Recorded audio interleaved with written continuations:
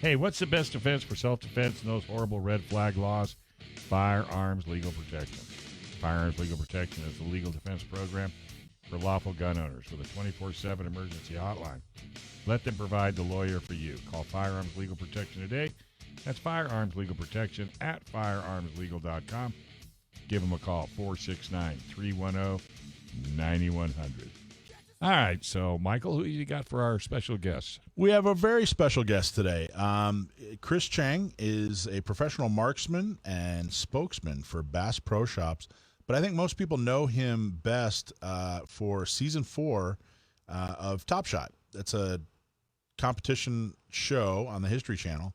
He was on actually the champion for Season 4, and very outspoken, very well-spoken advocate for Second Amendment issues and gun ownership. So we wanted to have him on the show and talk to him a little bit more about him and what he's up to. Chris, are you there? I am here. Happy Sunday to y'all. Hey, man. How you doing? Oh, doing great here. I'm up here in Santa Cruz County, and it's a little warm, but at least the air is clear, and it's not smoky, and we're not choking. So that's great. Good. So tell everybody a little bit about, let's talk about you first. How did you get into, now you grew up, I believe, in the Bay Area? No, I actually grew up in Mission Viejo in Orange County, so, just a little bit north of you guys. And, my foray into firearms was through my father, who was, first generation gun owner, in the family. He served in the United States Navy, and so his military service was his introduction to firearms. And, he taught me how to shoot at a pretty young age, at 6 years old. And, in Orange County in the 80s and 90s, when I was living there, we didn't really have a lot of other gun friends. I didn't know of any other families in our social circles who owned firearms. So it was very much just kind of a me and my dad thing. And we didn't even shoot very frequently. We only shot maybe once every 3 or 4 years. And we went to a place called On Target, which is in Laguna Niguel, and, just punch some holes in paper for an hour or two, and then the guns would go back in the safe, and I didn't see them for 3 or 4 years. But then I ended up moving to the Bay Area after college, and I was working for Google at the time, and still just a self-taught amateur shooter who really wasn't shooting very much at all. But then this show called Top Shot started airing on the History Channel, and I think like a lot of us who watch game shows and competitions, you sometimes fantasize about going on your favorite, competition. And I decided to apply for Season 4. And, against all odds, where most of the competitors are law enforcement, military, lifelong hunters, and Olympic shooters, here I come on, this IT geek basically with not a ton of experience, but I ended up beating all the professionals and won $100,000 and a pro shooting contract with Bass Pro Shops, and it changed my life. And I ended up quitting Google and quickly became an advocate for the Second Amendment. That's amazing. Now there's so much to talk about just in that story. What an amazing story. But one of the things I think, I lived in San Francisco for 3 years, well, the Bay Area. I lived in San Francisco for 1 year and then lived outside of San Francisco for a couple years down the peninsula. And I think one thing that people don't really know, because San Francisco politically is so extreme and so dominated by, one side of the political spectrum. You get outside of San Francisco, down the peninsula, over by like Danville, on the east of San Francisco there. It's a whole different world. There's a lot of gun ownership in certain parts of the Bay Area. At least that's what I found. It sounds like that's what you found too.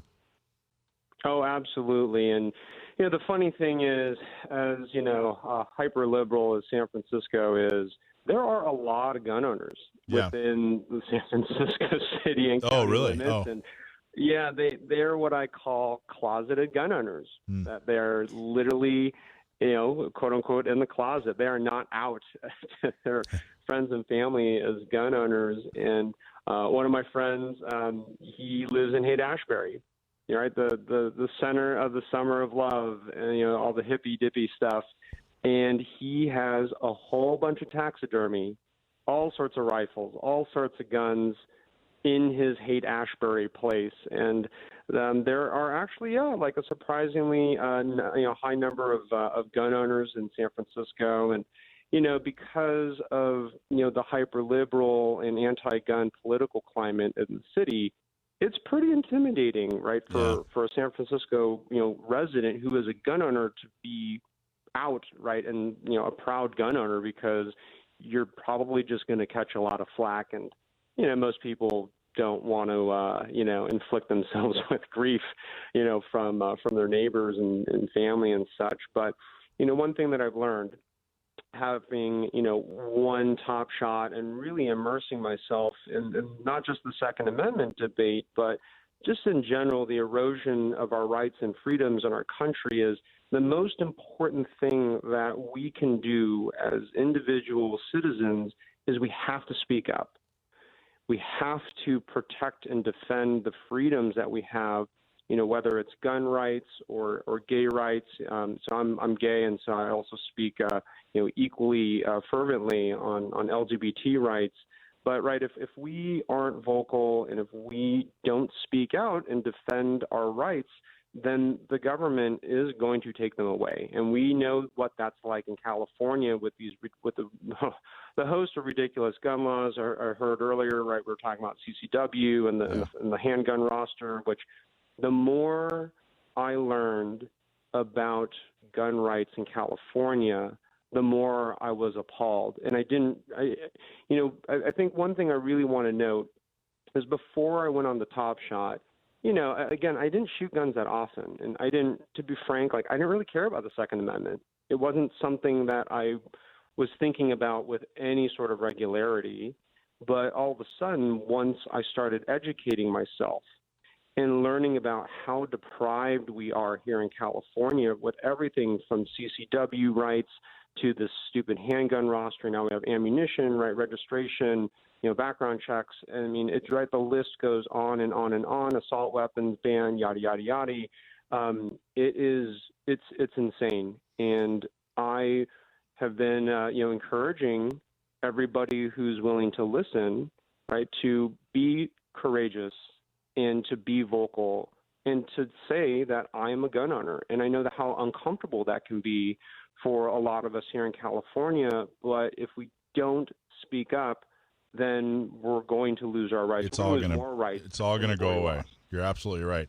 And you're talking about educated. You're a very well educated and accomplished man. You went to UCLA, majored in political science, it says with a focus on American government and political media. You also hold a master's in international policy studies from the Monterey Institute of International Studies. What did you do for Google? How did you land that job? Oh yeah, man, it was a dream job. I started there in 2007 when kind of Google was do no evil, and it was just the heyday of Silicon Valley and technology. I landed the job just through a grad school friend who had a cousin who worked there, and the next thing you know, I'm Google. At the time, I was actually applying for the United States Air Force and processing. Oh my gosh, for a year and a half, right, to get into the officers program. It just kept them dragging their heels, and I was applying for jobs. Hey, Chris, we're losing you just a little bit. We're losing your connection. Yeah, you're getting garbly up. Getting a little garbled. I don't know if you can turn to the left and stick your hand in the air. There you go. Yeah. Uh-oh. Let me do that. Is that any better? There you go. There you're back. So when you're working for Google, it sounded like you wanted to go into the Air Force, and you were working for Google, and you had a dream job for Google, and then you got really interested in Top Shot, started training, applying for Top Shot. What was that like? Was there a fear of, gee, I don't know how Google's going to react to this? Did you get pushback? Did you kind of have to sneak around? Or was it okay? Did you think, hey, there's nothing wrong with this, and just went forward? How was that experience? Yeah, it was surprisingly easy, and I did have some, fear and hesitation. And to be frank, I was ready to quit my job. Right, if I wasn't going to, get unpaid time off, right, if I was going to get, blowback from management, I remember saying, okay, is this whole Top Shot experience something that I'm willing to leave my job for? And the answer was yes. But thankfully, I talked to my manager and my manager's manager, and they didn't really care about the gun stuff. They were just more, hey, this TV competition, this sounds amazing. And I went to HR, and HR was fine with it. And they're just like, okay, you need, I think it was 6 weeks of unpaid time off that they gave me, and it was an incredible experience, right? To be in a shooting competition. And I'm just a civilian. And I think it was like one of 3 or 4, well, no, maybe it was like 5 or 6 civilians, on that season. And, I hadn't shot a lot of guns before, but I had trained for 5 months prior to starting the competition. And I treated training like a part-time job, where on top of 50 hours a week at Google, I was putting in about 20 to 25 hours a week of firearms training and studying.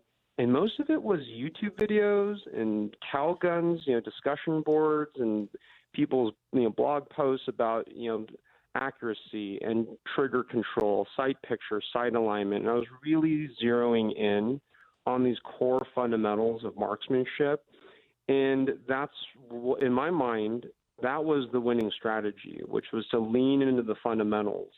Because the other strategy that I had been considering is, let me try and go shoot as many guns as possible. But here in California, that's difficult to do. That's 3. Yeah, and also, and I didn't have a lot of gun friends. It's like, well, how am I going to go shoot machine guns? How am I going to go shoot suppressed guns? How am I going to get my hands on just a whole wide variety of pistols, rifles, shotguns, and then of course bows and arrows and like throwing axes?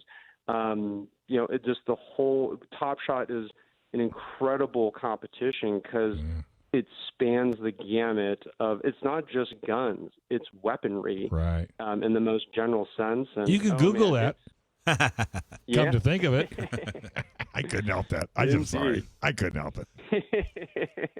Well, I only did that because we're going to take a quick break, but you're not going anywhere because we are going to hold you over for another segment because I love reality shows and I love Top Shot, and we want to talk to you, see if it's coming back because I haven't seen hide in your hair of it. So stay tuned. Don't touch that dial. You're listening to Gun Owners Radio, FM 96.1, AM 1170. The Answer.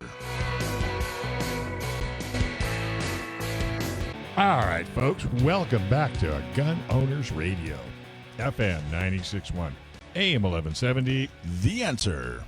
California assault weapon laws make it almost impossible to own an AR pattern rifle. What is the solution? It's Cali Key. Cali Key converts any mil-spec direct impingement AR pattern rifle into a straight pull bolt action rifle so it can have all the features without being considered an assault weapon.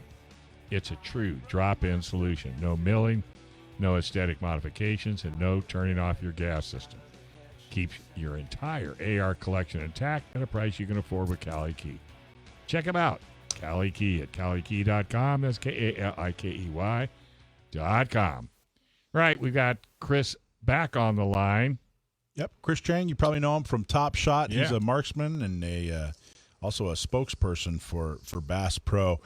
Chris, I was telling you that I moved to, or I lived in the Bay Area. I lived in San Francisco for 3 years. I moved there right after high school, 18, fresh out of the nest. And I was a fairly conservative kid. And that was my first interaction with a lot of different communities, which I think was good for me. I was like I said, I was a very conservative kid, and I was, meeting a lot of different kinds of people from a lot of different types of backgrounds who were in a lot of different kinds of communities was very, very good for me. And 5 years ago, when we started San Diego County Gun Owners, one of the things that that I tried to do right off the bat was reach out to the LGBT community. I thought it was a very natural fit because they're very active politically, and safety, personal safety, being attacked, that sort of thing, is a huge concern.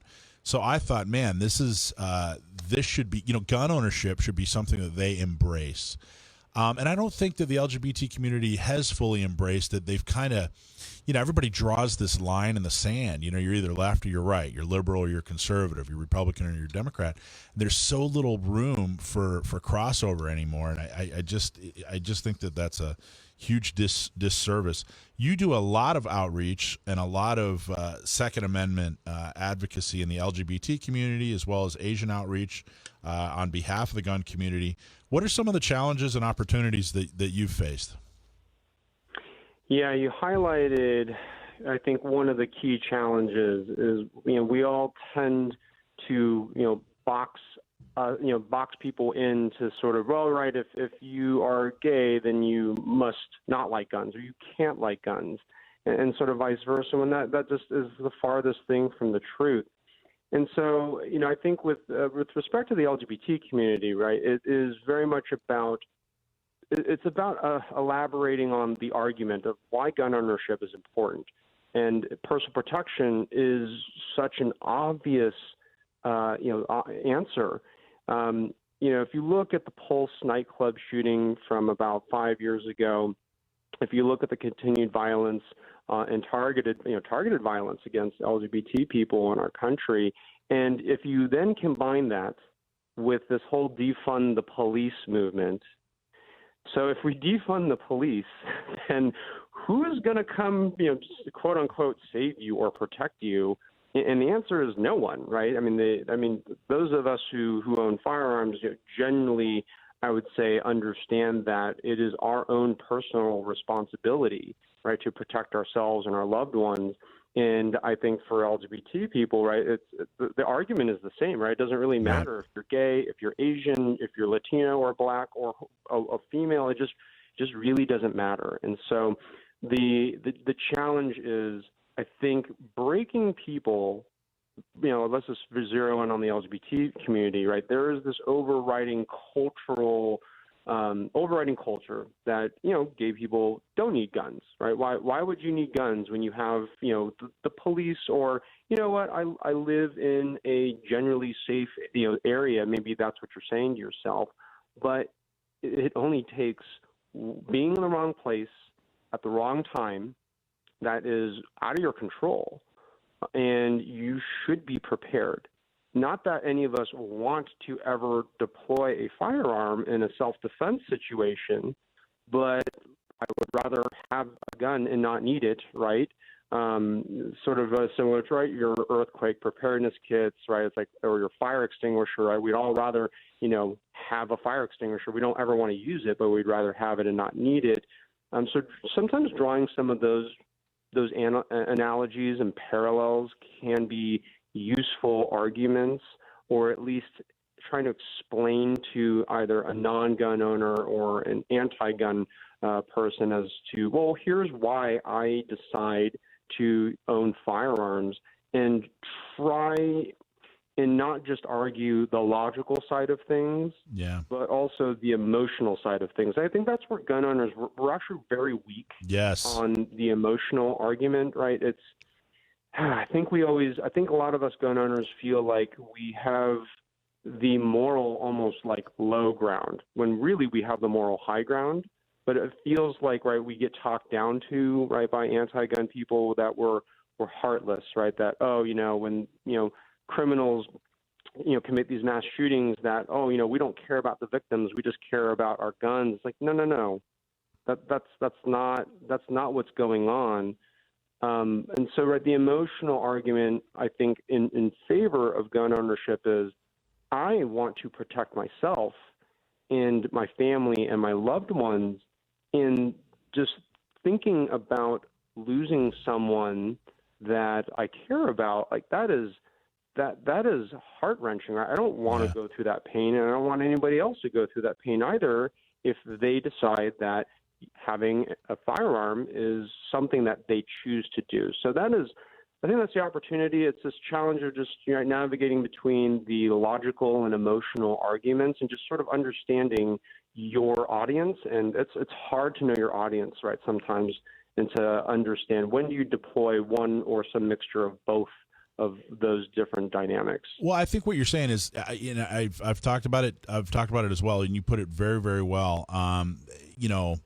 If you tell somebody, hey, it's the Second Amendment, it's the Constitution, you can't ban guns, it's the Constitution. There's a lot of people out there that'll just simply tell you, I don't care. That doesn't matter. The Constitution's a piece of paper.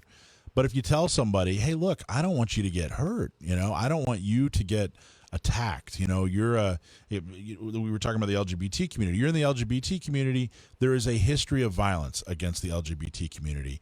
I would much rather see a story about you defending yourself than a story about you getting seriously hurt or worse. Absolutely. And I think you're absolutely right. I think gun owners in general, we tend to try to break this down logically when really we should talk about the emotion, just like you said. And I think that's extremely well put. Do you feel like you've made some headway? I feel like I'm putting all the pressure of making the LGBT community pro-gun on your shoulders. I'm not, but do you feel like you've made some progress, in the LGBT community as when it comes to Second Amendment and gun ownership? I do, and my top shot win was 8 years ago, and I became a Second Amendment advocate after the Sandy Hook shooting in 2012.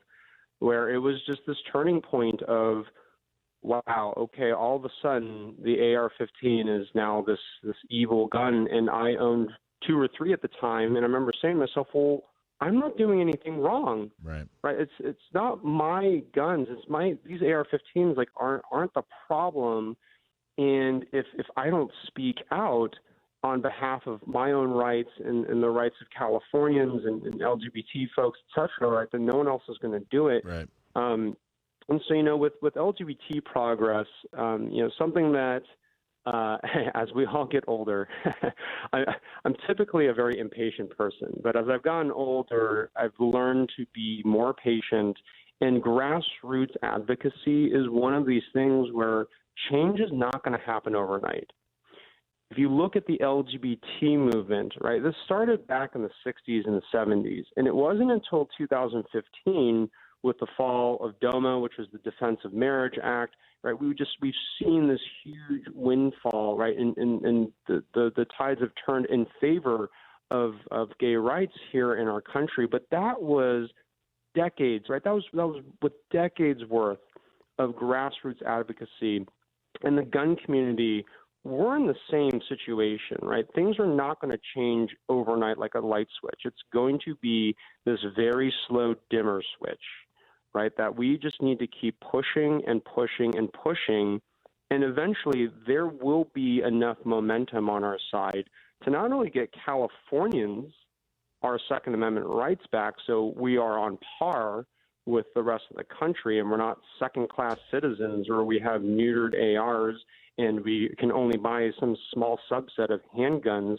It is a very long and hard road, but I think like most things in life, the things that are most valuable and most satisfying are the fights that are hard, right? The thing we when we accomplish things that are difficult, that push us beyond our comfort zones. That's when we grow as people. That's when we make change, right? Change is doing something that either hasn't been done before or is trying to enact change in culture and law and politics. And so, LGBT advocacy and gun rights advocacy, it's hard and it's long, but we have to stick with it. Like that is the most important part is we can't be, we can't get disappointed when we have some steps back in the courts. There's just no time. There's no time. We just don't have time to be disappointed. Now, one of the things that you have coming up here is the Second Amendment rally on October 24th. with, it looks like 30 nationally known speakers. Can you tell us a little bit about that? How's that going to work? Is it in person, or how do people get involved? And talk a little bit about those details. Yeah, so the Second Amendment rally, we've gone virtual this year. So it is 30 speakers who are some amazing speakers. Everyone from Iraq veteran 8888, who's a big YouTube gun guy, to Maj Touré, who's an African American gun advocate in inner cities. We have Cheryl Todd out in Arizona. And so me and her and Rob Pincus, who's also a national firearms trainer and advocate who's been involved in the industry for 30 plus years, we're co-emceeing this virtual rally on Saturday, October 24th. It's going to be a ton of fun. And for me, it's the format that we are modeling this after is, you remember like the old days of like telethons on TV? Yeah. Oh, yeah. Right. You got people calling in, you got entertainment, you've got, just engaging conversation and chatter between the hosts. So we are going to be leveraging technology and providing that kind of an experience where it's 3 hours of programming with some of the most famous and popular Second Amendment advocates and gun entertainers in the world. And I'm really honored to be one of the MCs. And anybody who's interested in learning more and obviously attending, we have a Facebook page, second 2A. Sorry, it's 2A Rally for Your Rights. 2A Rally for Your Rights on Facebook. So if you do a search for 2A Rally for Your Rights on Facebook, you'll find the Facebook, and you have a website too. Correct. Yeah. So the website is secondamendmentrally.com, and then that's the number 2 ndamendmentrally.com. So if you want to sign up for email updates where you'll get, either the link for the live stream, or, we'll be streaming through Facebook and, YouTube and a few other platforms as well. And last year's rally, we had, almost close to probably, 1 million views, with all the different videos and platforms. And, we're obviously looking to, outdo ourselves this year. And, with the pandemic and everything, everyone is so enthusiastic. And with the November election right around the corner, it's just now no better time. Really, it's a super important time. So October 24th, which is a Saturday, it'll be like mid-afternoon for us here in California. So mark your calendars, and I'm really excited to hopefully have you all and your listeners attend our Second Amendment rally. Perfect. For our rights. So all close to Halloween, dress up as your favorite gun while you're sitting there on Zoom. Absolutely. Yeah. I'm going to be a BB gun. All right. Hey, man, it's good talking to you. We'll be talking to you, I'm sure, because this show's not going anywhere. We're 2 hours of Gun Owners Radio on FM 96.1, AM 1170. The Answer.